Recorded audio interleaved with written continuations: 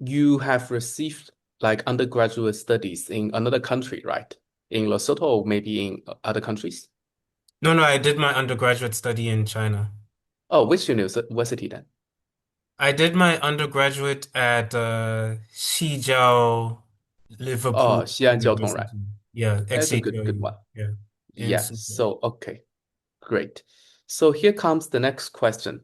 Like you have spent so many years studying in China. So like since 2020 or maybe 2019? It goes further than that. I first arrived in like 2016, 17. It's a long, long time ago. Yeah, Yeah. because time flies.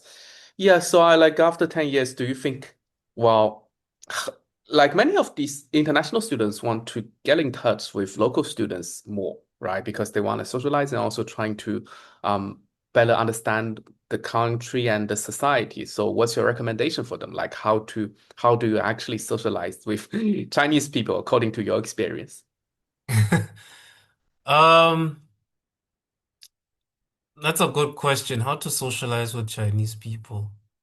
I think it's just like socializing with any other persons. Like the thing is, when you first arrive in China, most like the bulk of us foreign students, we first arrive here not knowing any Chinese. So that can be a bit hard to begin to like make the initiation. But um from my experience, a lot of the times it tends to be the Chinese who try to make the initiation to befriend you. Because some of them like they've especially like coming in as an undergrad, fresh from high school. A lot of them have never interacted with a foreigner. So I would say XJTLU was a unique experience in the sense that, unlike most Chinese universities, we're all learning in English and we're sharing classes together with other Chinese. Whereas, like, unlike right now, we are segregated. The Chinese are learning in Chinese, foreigners are learning in English. There'll be a few, maybe one or two, like foreigners whose Chinese competency is high enough where they'll learn in Chinese with the Chinese. But in my undergrad, it was easy when we were sharing classes because like we were working together in groups and stuff like that. So it was easy to befriend some of the Chinese people, some of the Chinese like classmates. And some of them, they befriend you because they want to improve their English, which, to be frank, when they in first year undergrad, their English is not great, but it's passable for basic communication. And it's also great for foreigners because you can practice a bit of Chinese with them and they'll be willing to help you to navigate, especially if you're new and you don't know the ins and outs. Like they'll give you a few tips and tricks or help you or here and there, like with daily life if you're struggling a bit.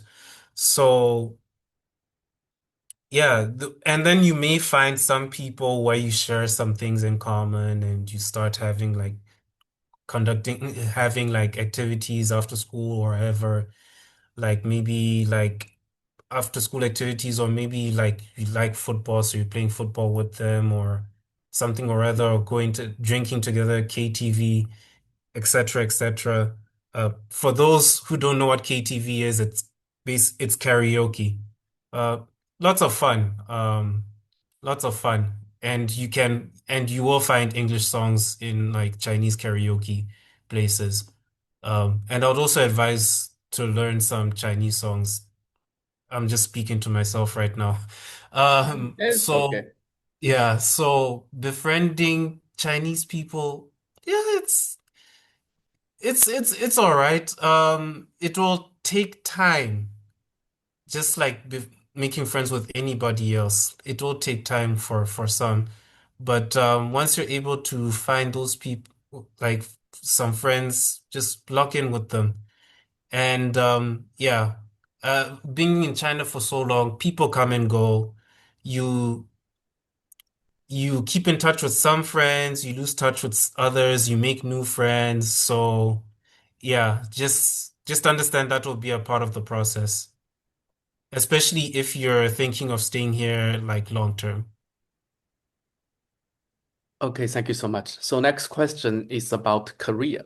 Well, actually, for you, like what is the deciding factor when after undergraduate, when you finish undergraduate studies, what makes you go for postgraduate instead of finding a job directly?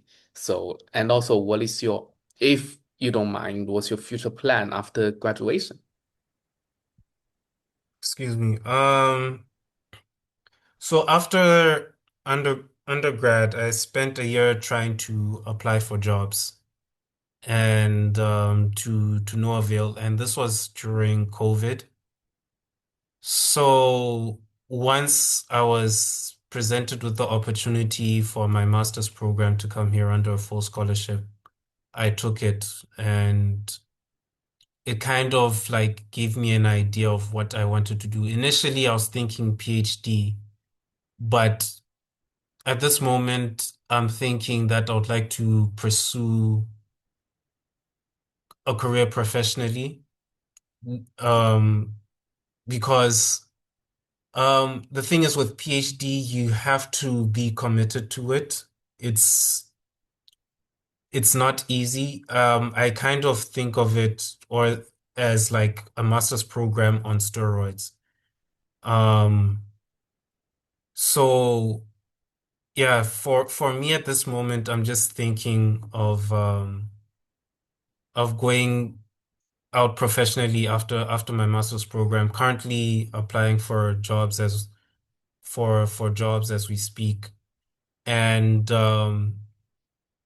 yeah, so at this moment I think it'll vary. I can't say that it's a guarantee.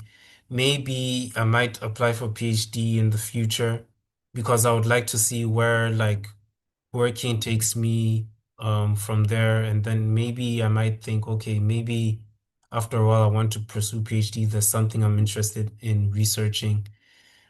Or like with professional work, like I would say like before I wasn't open to going outside of like design, but right now I am considering branching out and diversifying my skill set.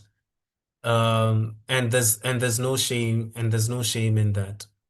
So and China does is quite a big country, does present quite a lot of opportunities, but it is quite tricky for foreigners, especially when you want to pursue a career in what you have like specialized in. So I'll just say like keep that in mind. But it's not to like fear monger. It's not to like spread any like fear like into like people who want to do masters or like come study in China. Just keep that in mind that um you may have a plan. You may think you have a plan, but then reality may tend to like throw you a curveball. So take for instance, a lot of people during COVID, they had plans, but then lockdown happened. I mean, that's what happened to me. I got locked out of China because of COVID and had to graduate online. So just keep that in mind. Yeah, I'll just say just keep that in mind. So at this moment, I wouldn't say I have a plan as such, a concrete plan as such, because I'm still trying to figure it out. But yeah, in terms of career planning, um, the school will help to a degree, and it will depend on your department. The best advice I would give students is talk to your professors.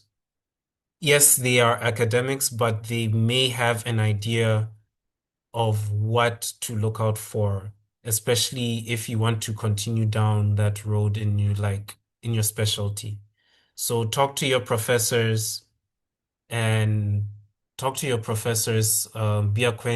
make acquaintance with them, be it your supervisors or the head of the department or some of the admin staff in there, and ask them and inquire about career prospects. And also inquire about, like, say, if you're an entrepreneur, about opening a company, starting a business, that side. Um, the school will be very helpful in terms of that.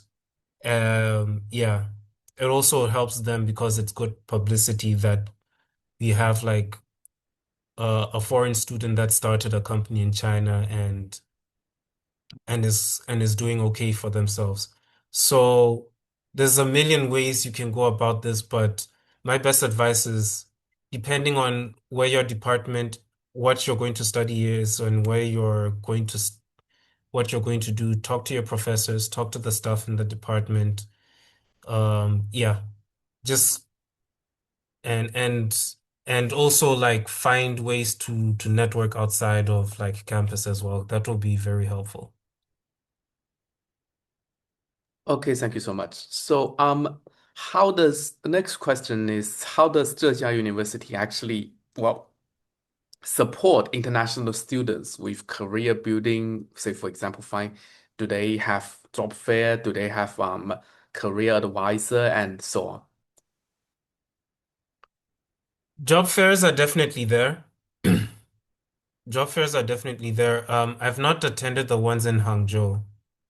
Um, but then you can find job fairs like in Hangzhou, in Ningbo or Hainan, wherever else you may be located in the university.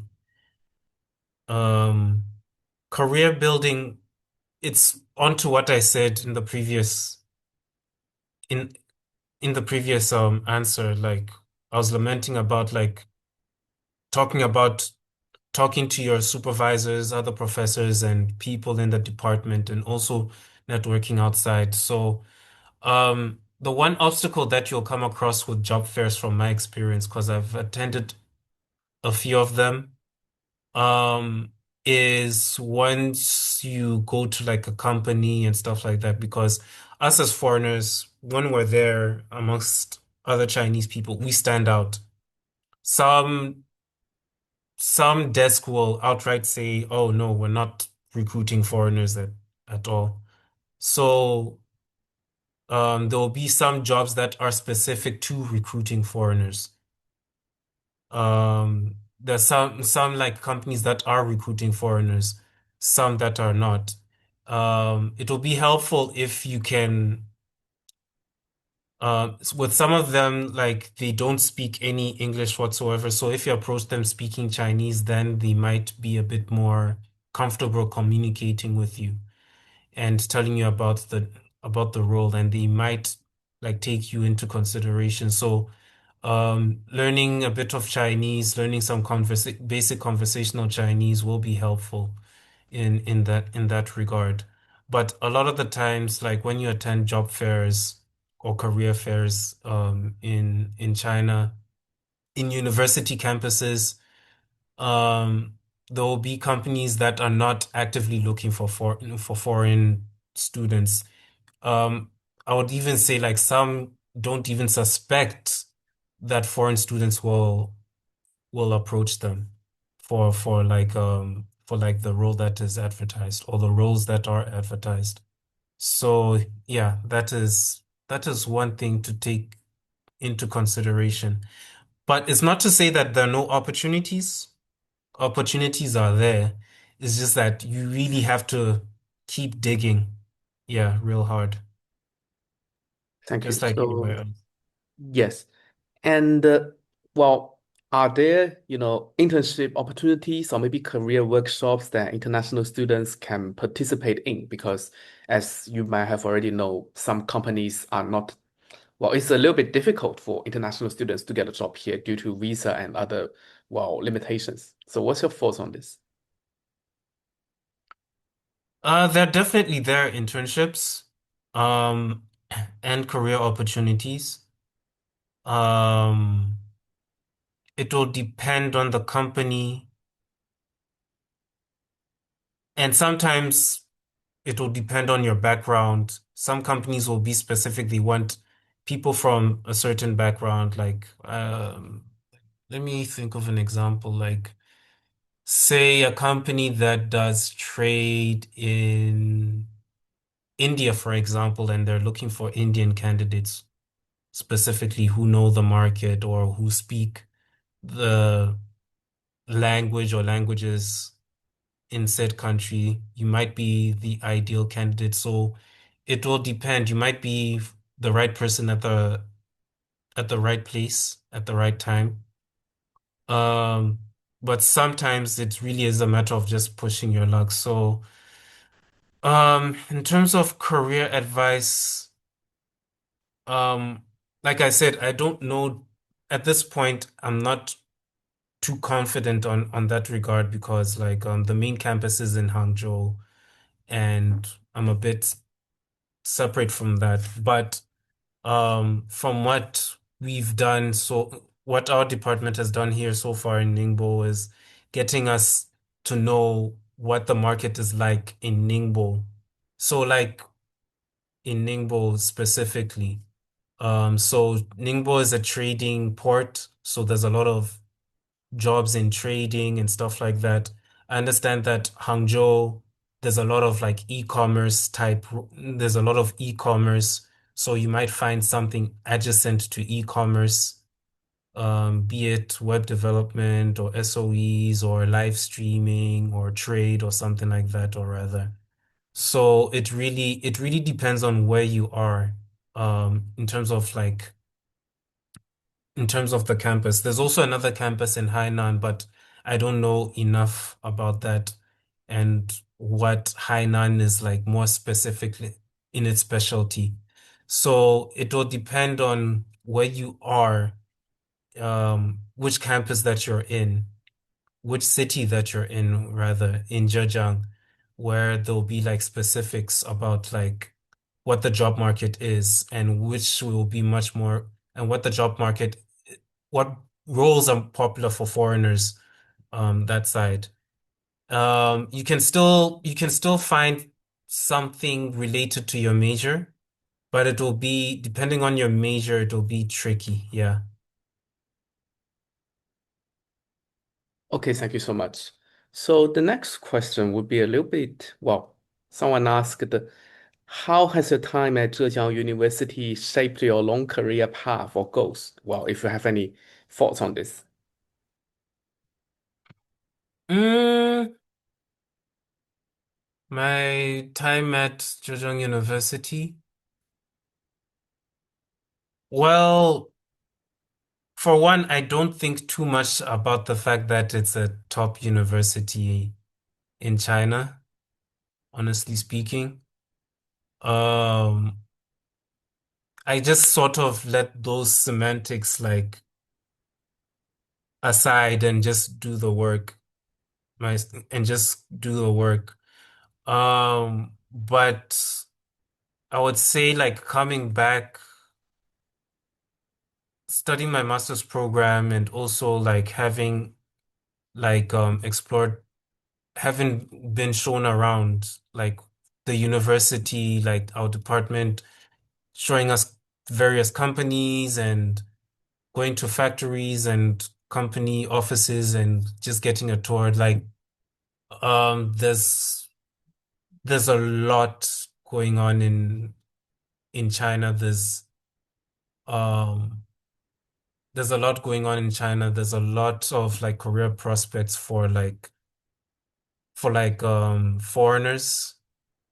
Um, in some ca like I said before, like there'll be some roles where they're specific, where they'll want like somebody who speaks a specific language for to help aid the company in a specific market and so on and so forth. Um, so it's just a matter of like, as you as a person, what you want out of the out of the school, what you can get out of the school, and how it can help you, and understand that also the university itself is quite powerful. Whenever like a Chinese person hears that I tell them that I'm studying at Zhejiang Dashre, their eyes kind of light up, and they're kind of, some of them are in shock, they're in awe.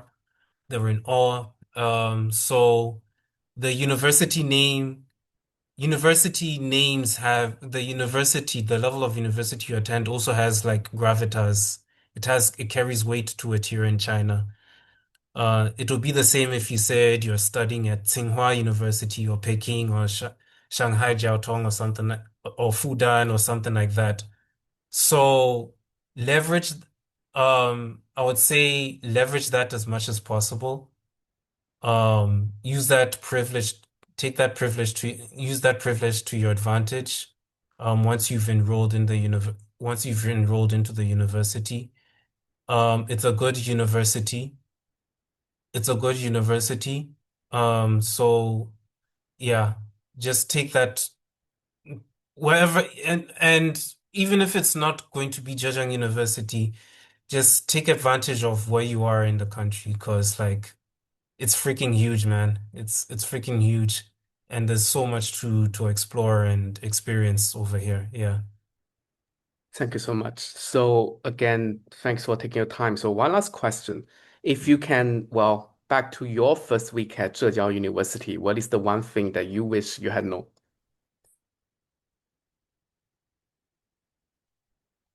Mm, what's the one thing that I wish I'd known? I wouldn't say I would change much, really. I wouldn't say I would change much. I had done my research, unlike when I first arrived in China way back when, like I didn't do my research whatsoever. So, but I'd already done a little bit of research into Zhejiang University prior to then. So I felt like I already knew what what I did. So I'll just preface this. I'll just like reference to when I first arrived in China. Um, just learn like the basic phrases of Chinese, like ni hao, hello, basic greetings. Um, it'll be a little bit easier. Um, and yeah, I think that's about it. I don't think there's anything that I would change prior to my first week arriving here because um for me it was already like I already knew how to navigate, so it was relatively smooth sailing, I would say. Okay, again, thanks for taking your time, and I think it's pretty late here, so let's call it a day. And thank you for taking your precious time. And hope you can also follow us on YouTube. Our account is Crossline EDU. So thanks for having you again. Wish you a nice day. Thank you. All right, thank you so much for having me.